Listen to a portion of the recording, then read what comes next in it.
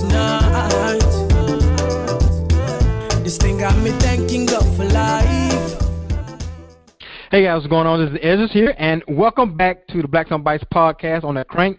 Welcome back to episode number 11, and I have none other than Miss Lakeisha Henderson with Bikes and Brunch Tours out of Baltimore, baby. What's going on, man?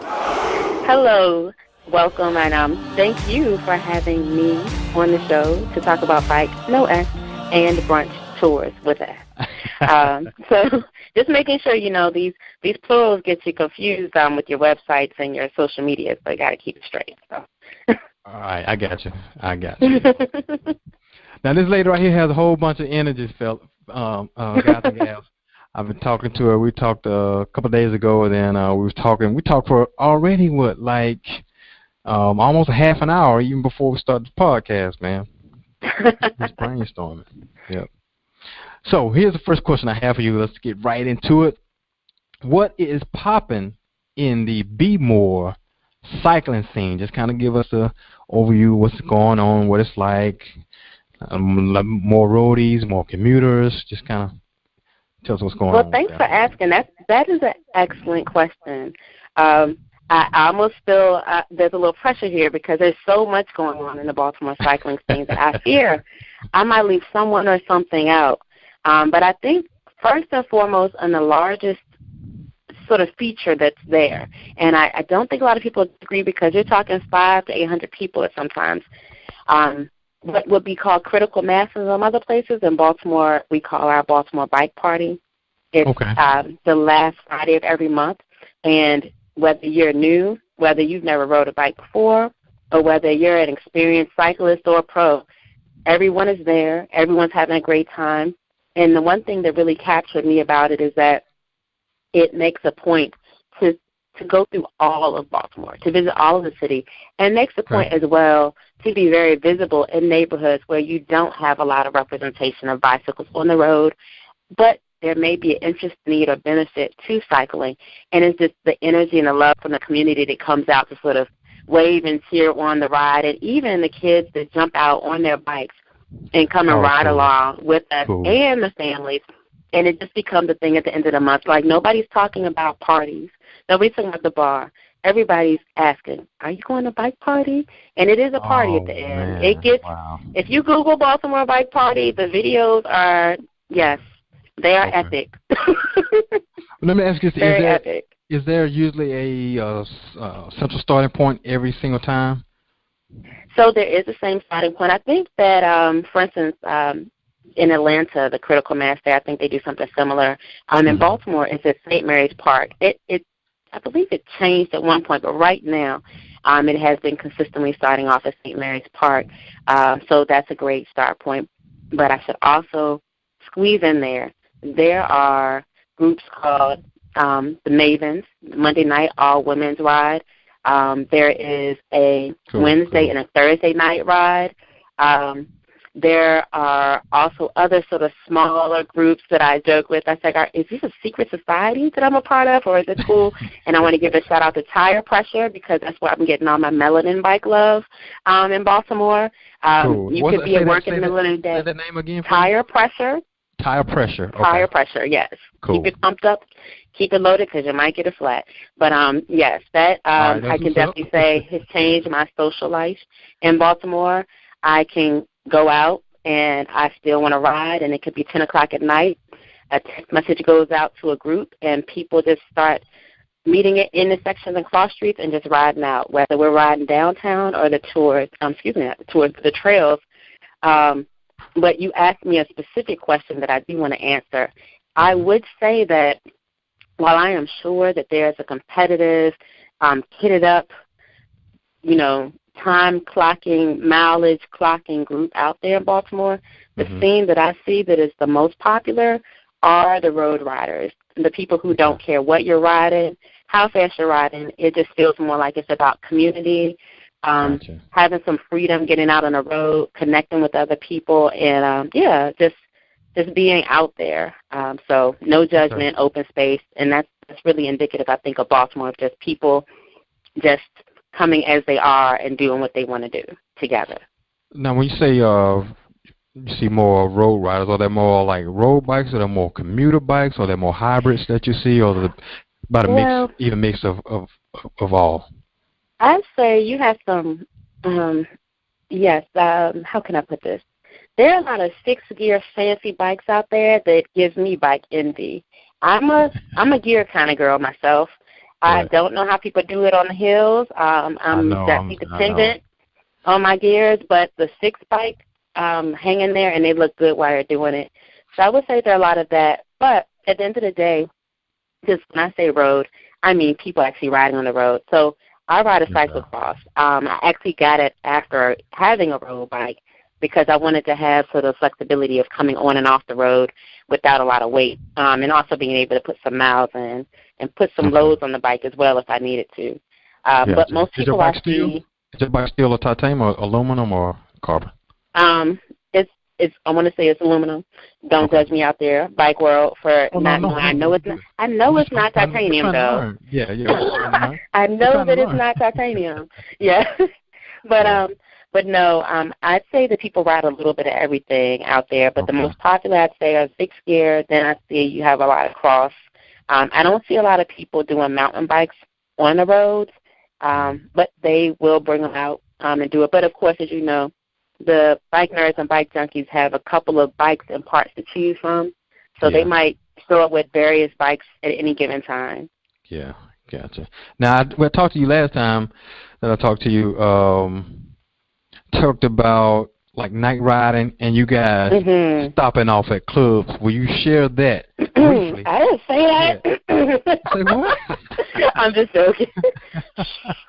No, I thought it was cool that you were saying that. Like, no, you're right. You're right. You're riding through, you guys can just kind of stop off and kind of got like the That's VIP. Why I say I love it, because, you know, it's like my inner child who is also an adult who wants to ride her bike everywhere and hang out with their friends, but still wants to do adult things and hang out.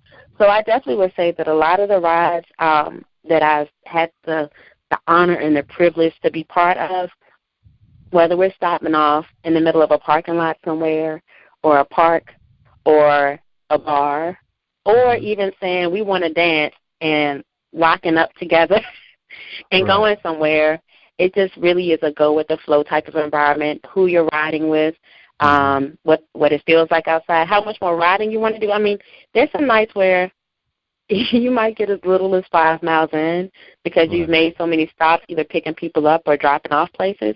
And there are other nights where you might get, 30, 40 miles in between, after 10 p.m. on a weekday. So it just depends. But it is a good vibe. And I like it because it's not just, sedentary lifestyle where you're hanging out and sitting at a bar drinking, or you're sitting somewhere eating. You're moving, you're engaging, you're socializing. You always run into other people, so the group always grows. It's and I like to visually that people see us out there, so people know that bikes are on the road, make space for us 24/7, as well as just making cycling a normal mode of transportation, not just something that you only do at certain times of day with certain people in certain situations. Yeah, okay. What do you guys normally do with your bikes, like when you do stop off like at the club like that? You just kind of hang on to them and they stay right we lock up. I have a couple of interesting shots on the Instagram page for Bike and Brunch tours. I'll say maybe one. Sometimes you get creative about how you have to interlock and what you interlock to. But it's not really a problem because, as you know, when you're in a downtown city, there's plenty of iron that's locked into something that you can lock up to. And if it's not enough, then you lock up to each other. I personally don't have quick release anymore. Just because I've given, as they say, enough parts to the universe. So my tires are definitely like tight nut on there, special tool. Yeah.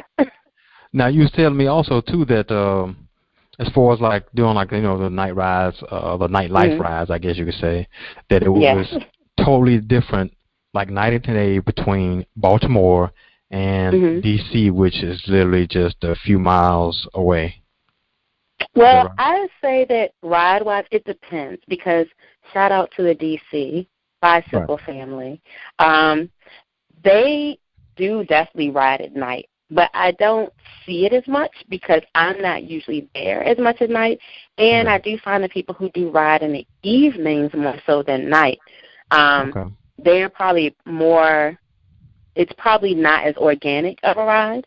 It's probably a steady ride with a specific time on a specific day, and those who are doing it organically, I just probably don't know about it. And in D.C. in the evening, I will say that there's probably a lot more temptation for people to go and do other things after 10 o'clock. And I will say that, while there are definitely the go-with-the-flow people in D.C., the D.C. has a little bit more appearance conscious, whereas Baltimore, you can probably feel free to go anywhere anyway. It's a very come-as-you-are place, and Baltimore is very, D.C. is very much, you need to know your dress code and how you need to present. So, right, I got you. You're not going to pull up beside a Bugatti on a bike. I got you. All right. Yeah, I was just trying to point out like the difference in just the demographics, not just there between you and Baltimore. Between D.C. and Baltimore, but how it's different across the country and across the world, like each demographic. You know what I mean? So I was just trying to just make that point. That's all. Right. All right. That makes sense. And here's the all-important question of the day. How did you get started cycling, Miss Lakeisha? So, cycling and riding, I know everybody, I hear this everywhere, two different questions and answers. I want to shout out to my grandfather, my late grandfather, who brought me my first bike. I was just enamored. That's when I got my first bike and learned to ride. Of course, aside from the tricycle, et cetera. I was a cul-de-sac queen, riding with the boys on the block and having fun with that. But as it happens with most other people, you get away from it for a while, and then you get reintroduced. And in my case, I find to be similar to other people, it was once I started my professional career, I actually had a manager in an office where I was working, and he played basketball with some people and did other activities with others. And he and I kept having these conversations about bicycles. And in my case, I had this very beautiful Walmart $55 bike that I was very proud of. And I talked about it as if it was a Bianchi or anything else. Yeah. And I started with a Target. I started with like a on sale. It was $100 or $129 Target. Right. You can tell me otherwise. Yeah. Yep. Couldn't tell me otherwise. And so he invited me to do an MS ride, which was a Century. And I'm sort of a competitive person, not in a I want to beat you kind of way, but I like to challenge myself to do, things. And he knew I was a runner, so he said, "Well, hey, you're in shape. You could do this." And I was like, "Great." And he said, "But you're gonna need to get a different bike." And I just said, "Yeah, that's okay. I'm gonna ride this bike."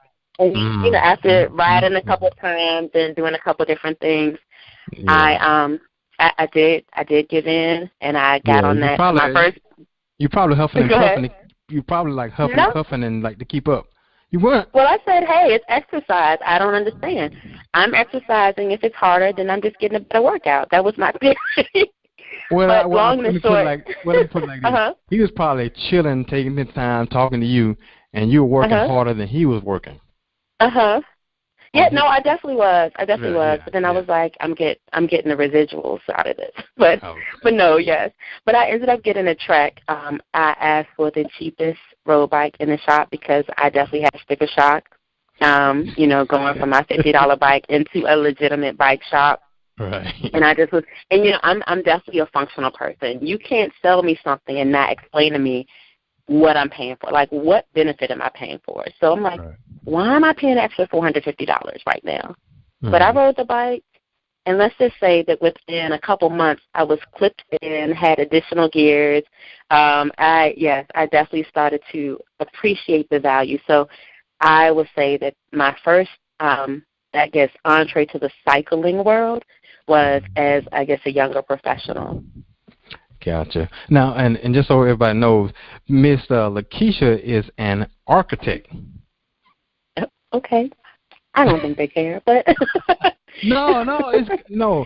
Listen, like I met a lot of different professions, and I've never met an architect, so I just think that's cool. I'm blessed to be in your presence to be talking to you. But I just think that it's so cool, man. I think that is just so cool. I'll take it. Well, all those hours in lab and late nights, I guess, thanks. It was worth it, the compliments to come along. And she is a VA girl for all you VA people out there. And, graduated from BTech, I like to right? represent for the Southern Bells, yes. Go Hokie Nation. All right.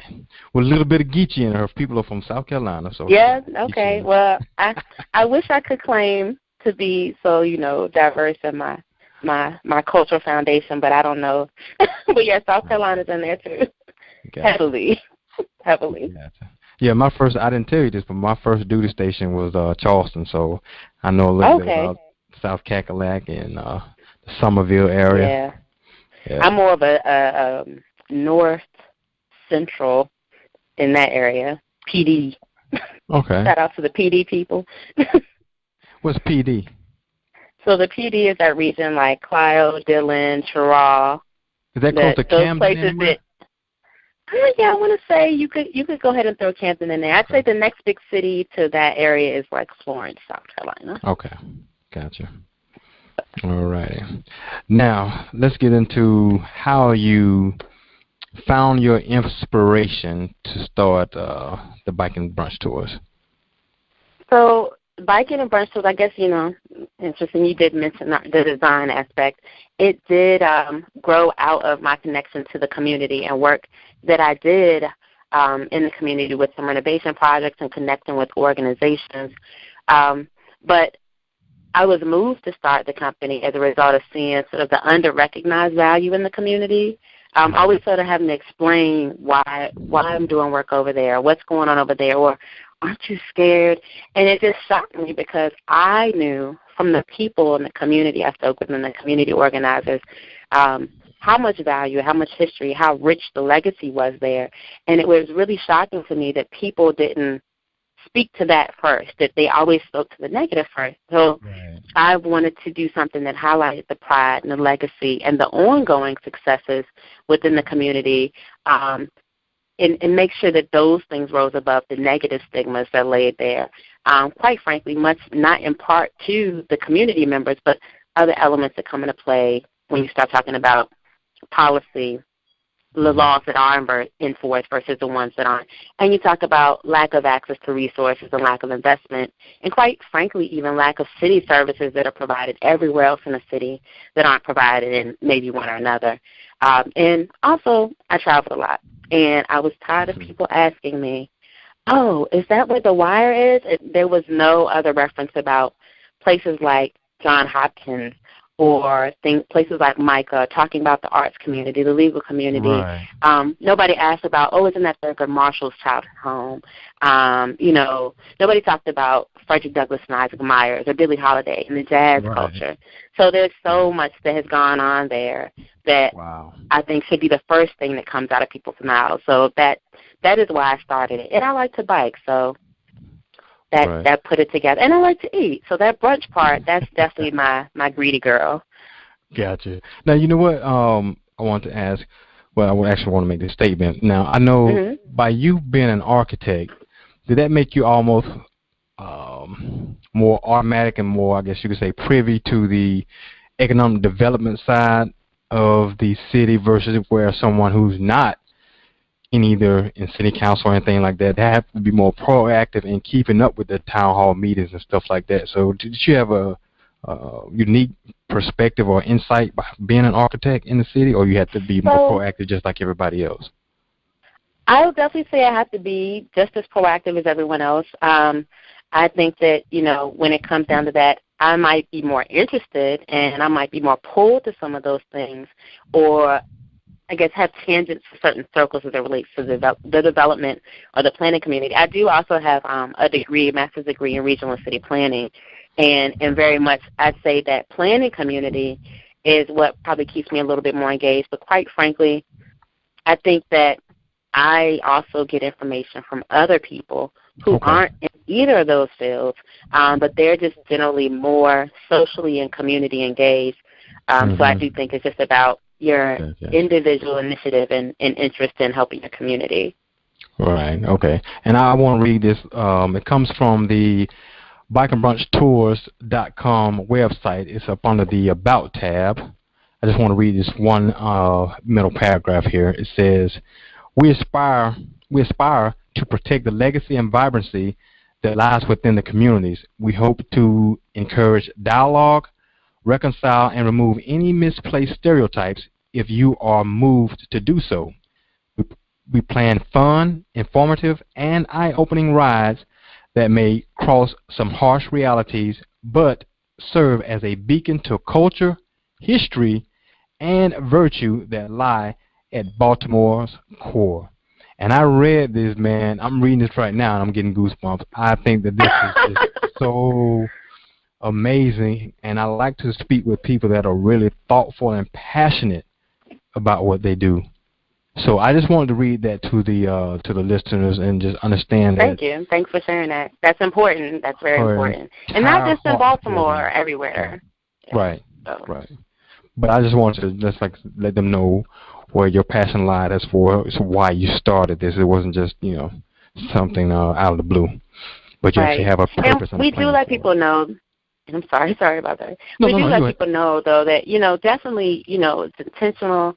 It's purpose-driven. But, if you started just wanting to come out, have a ride, have fun, see some of the downtown Baltimore area, some of the harbor front area and the neighborhoods as well, and just enjoy our company on a nice day, that's fine. However, it's even people who just wanted to come out for a ride, there have been questions or things that have come up that always sort of pivot them back towards the community and either connecting with the community organization or questioning some things they might see in the news a little bit differently, having been in the community, not being someone who's riding in a tour bus pointing out of a window to a monument or situation, but someone who's actually riding along, speaking to children who are playing in the street, who actually can see and smell and feel the vibrancy of the community. Yes, big difference. Big difference. Monumental differences. Right. All righty. Yeah, like I say, I definitely appreciate you, and like I said, I'm just honored to meet just all of the guests that I've had on here, man. It's just been just a blessing to me, man, just to meet and learn from each of you guys. Now, two more questions. Actually, one more question. Two more questions. Share your vision where you would like to see Bike and Brunch Tours go, if you don't mind. Well, I definitely would like to see Bike and Brunch Tours become more of I wouldn't say vessel of the community, but definitely having people who are from the neighborhoods become the drivers of the direction of the business as well. This is a for-profit business. It's not a nonprofit. I just clarify that sometimes. And we do bike tours and not rides. But I say that because I want to know what the community sees as important. I want to know what the community sees as a reflection of itself. Yeah. And I want to see those kids that we see when we're on tours riding bikes being the ones who are telling the story and the legacy, because unfortunately I find a lot of times while the community is a great resource, oftentimes the community also does not know the treasures that lie within.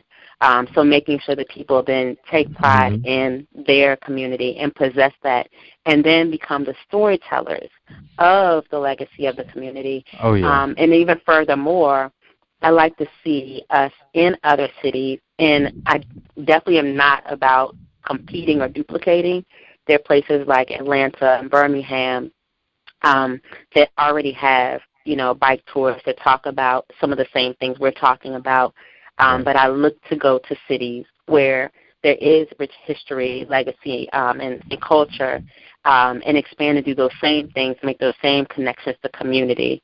And also taking it a little bit more on an international level. So during our off-season, right now this isn't something that we've opened up to just general members, but we are doing tours. We are connecting with other Black-owned and businesses that are focused on Black community and history, and connecting with them to build a network so that if someone's a cyclist and they're interested in taking a tour, they can come to us and then we can say, oh, go talk to Rich City Rides in Oakland if you want to take a tour over there. Or if you just want to social ride and you're Atlanta, Dope Peddlers, you need to connect with them for one of their rides. So we can start to have a list like that, not only in the States, but also abroad, and not even for a profit-driven, but just one of those things to sort of build and expand the community. So in Soweto, in Johannesburg, there's an excellent bike tour, and I love it. I mean, I tell anybody, if you are ever in or near Johannesburg, you definitely need to check out their bike tour.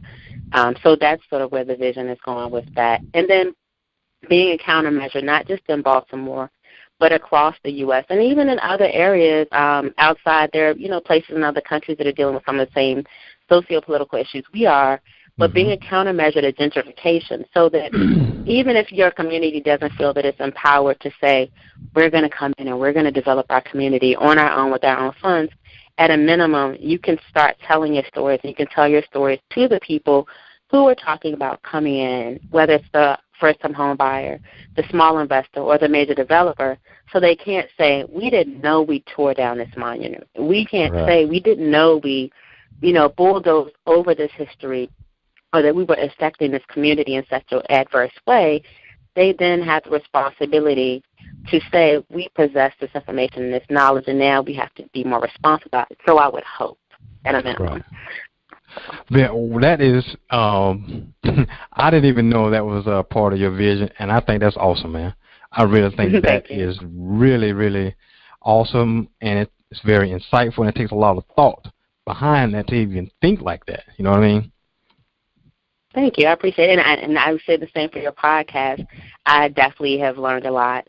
It's entertaining and it's educational. And every one of the guests that you've had on here, from Dee to Leah, Al, and Dwayne, there's been things that I've taken away from their interviews that I definitely plan to connect on and look further into. Wow, thank you. I really appreciate it. I'm over here. I would say I'm blushing, but I'm too dark to blush. So, I'm happy. Funny.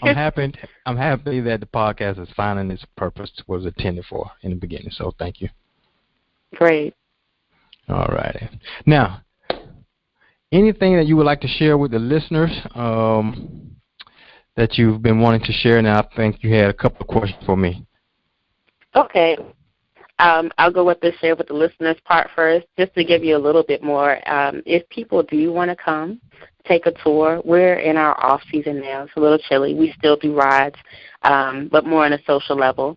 But when you do decide to come out during the warmer season, you can find us on Instagram. It's Bike and Brunch Tours, and that's just our Instagram. But on Facebook, it's Baltimore Bike and Brunch Tours. You can send us messages, see what we're doing there. But when we start to do rides, if you want to sign up, go to our website, click on Take a Tour. You can follow the calendar and sign up there. We also post Eventbrite advertisements about it, so it's a little bit easier for people who may not be able to navigate easily through the website. We also do social events, and I'll say one of our main events is called Maintenance and Mingle. That's where happy hour meets bike maintenance. We try to do that once a month. Every other month we do a youth-centric one. There's no alcohol there, but then we go to a place called Bike Collective, BYKE, Baltimore Kinetic Youth Energy. It's so much I could say about them, but for the sake of the interview link, I'll just say Google BYKE Collective in Baltimore and check them out. You can also see a link to them on our Instagram page. They're doing great things. But Maintenance and Mingle is a place where people, especially in the underrepresented bike community, and specifically the black bike community, can come together and connect with community organizations that might come out, connect with other riders who might be getting started, or other people who are looking for a partner to train with for major races. So it just creates sort of a one space so people can sort of cross-collaborate and just hang out and have fun and feel comfortable, and not as if they're entering a space that is they're entering someone else's spaces, but they're entering a space that feels comfortable for them. And then just to go into some other, not necessarily business aspects, but something that's important to me is utilization of black-owned businesses, services, and vendors. I say that because when we do our brunches at the end, we usually go to places that are Black-owned businesses or that specifically support the Black community in Baltimore or elsewhere. Again, we are open and welcome to everyone to come, but we are focusing on the history and legacy of our community and supporting businesses in those communities. And so that's another effort to replicate that. And the places we go, they're great. That's great, man. I'll just say go to T-Ball and go to Ida B's website and check out their menus. It will make you salivate, I promise. And then I say to people, yes. Just after we get off, if you would text me those, send me those links, I will put those links on Facebook, and I also put those links on the description and side of the YouTube channel too as well. Okay, I definitely will do that. Because I'm curious to go to those sites and take a look myself. Yes, look, maybe we'll have to put together a menu, a list of businesses. Or I guess you could just go to some of the sites that already exist out there that are aggregating businesses. And so, just piggybacking on the support in the community aspect. One second before you move on. That's we talked about. I don't know if you remember, but remember we talked about that, and I said that I was I was in the process of doing that. Yes. On Alexa. So that would be. Well, then there you go. Go to his site. What I'm saying is No, Alexa, which is, Amazon's, Alexa, you speak to it and it tells you. Oh, I'm sorry. Okay. I thought we were talking about another conversation. No. But what I'm saying, the point is, we can definitely get together because probably way more about the different restaurants and places, especially in Baltimore, which I have no clue about, except I've been through there, and we can start to put together that list. Okay, no, that's great, and I also would love to give you, if you don't mind, a list of some community organizations because in riding through the communities, when I talked about wanting people to sort of come back and pivot back into the community, I say that because a lot of organizations, they have great ideas, but they don't have the manpower. They need more volunteers, or they don't have certain resources and funds. So sometimes, people who don't have time can give money, and people who don't have money can give time. So we do try to volunteer at community gardens that are in the neighborhoods. As a matter of fact, one of them is run by Tubman House, and that site is directly across from where Freddie Gray was killed. And their focus is on empowering the youth in that community to be able to provide the type of nutrition that they need with whole foods, despite their being in the middle of a food desert. Right now they're installing an aquaponics system so that they can not only depend on growing from the soil, but they can grow through this method. And these youth have completely taken over and taken ownership of this land that is in their community and turned it into something that's productive for themselves and for their families. So definitely want to get information like that out to people. And so I just say, look at when you're riding and you're just hanging out having fun and you're stopping for coffee or you're going to a bar, pay attention to what's on these businesses' social media. Are they supporting your community? Do you see yourself there in their social media? Are they catering to you? And if they're not, okay, maybe they just don't know. But ask them the questions why, how can they do it more? And if they don't seem interested, then maybe consider supporting someone who does. Right. And I carry that over to boards as well. If someone asks you to be on a board or come to a meeting or be part of an organization, understand what your positions are, understand what your asks are, and say, I would love to help. These are some concerns of mine. Are these things that you could also help me with to help empower my community? And then, again, do the same thing. If they say no, ask why. If they say they can't, then reconsider. Right. I think that's very important for us to be more aware instead of kind of sleepwalking through life a little bit, to ask more questions. Because I actually posed this question last year. Have you heard of the Montgomery to Selma ride? I have. There are a couple of rides I really would like to do.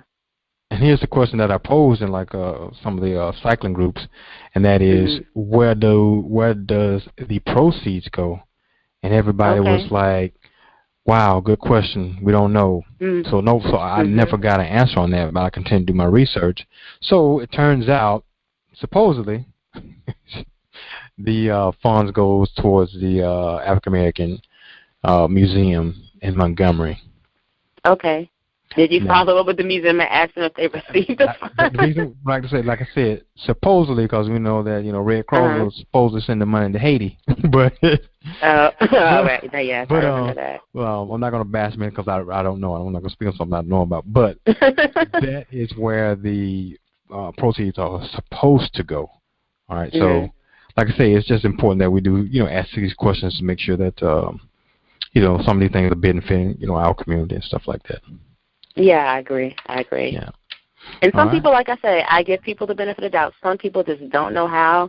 They're looking for someone to help walk them in the right direction or give them some more support, because running businesses are hard things. And so I'm sure some people just don't have the bandwidth and would be more than happy to let you plug in and, help. So. Right. All right, Mr. Keisha. So you said you had a couple of questions for me. You want to shoot? Oh, yes. So I wanted to know, since we are bike and brunch tours, what is your favorite brunch item or brunch meal? Favorite brunch item or brunch meal? Panini. Okay. What's in this panini? Paninis be more, what's in it? Be more of a Munster cheese. Okay. Roasted tomatoes, turkey, or chicken. And I like spicy food, so you can throw some jalapenos in there. Okay. I like this. Yeah. So that would be... I'm feeling a little guilty, though, on your brunch thing here, because it almost sounds healthy. Well, that was supposed to be the purpose, I thought. Not that brunch can't be healthy, but no, it sounds great. It sounds great. Yeah. That's really, like I said, that's probably my favorite brunch food. And as far as my dessert, you already know. Okay, yes. Cheesecake, baby. Okay, well, then there you go. That's why you had to have the panini, because you had the cheesecake. Yes, ma'am. Okay. And so, other question that I'm curious about is, where is a place, I've heard you ask other people this question, where would you like to go on a bike tour outside of the U.S. that is either focused on for the scenery or for the history? Oh, that's easy. Greece. Okay. I've been to Suda Bay, Greece, Corfu, Greece, and I think Zakynthos.